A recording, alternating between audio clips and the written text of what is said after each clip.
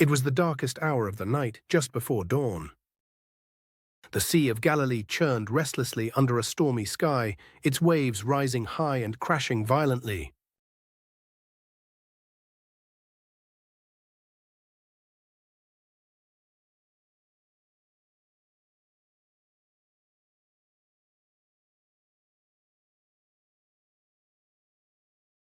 The wind's too strong.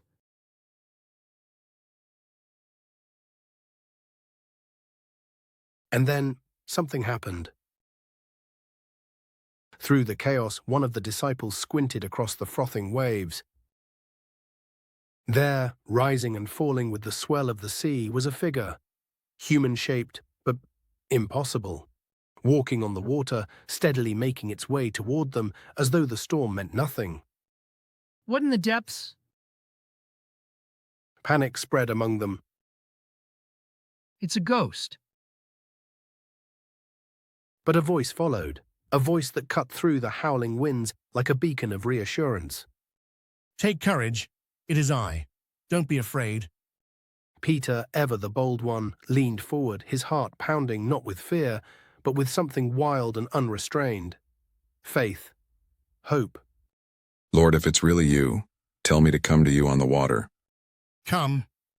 Peter hesitated only for a moment. Then, gripping the edge of the boat, he swung his legs over the side and stepped onto the surging waves. His foot met the water, but it didn't sink.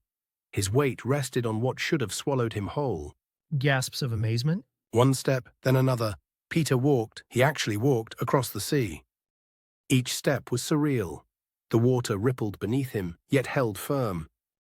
The wind whipped at his cloak, and salty spray stung his face. His gaze was locked on Jesus, who stood waiting, calm and steady across the waves. For a moment, it felt as though the storm had no power at all. But then, Peter noticed the wind. He saw how strong the wind was and the high waves. And he was terrified and began to sink. Lord, save me. Immediately, Jesus reached out his hand and caught him. You have little faith. Why did you doubt? When they climbed back into the boat, the wind stopped.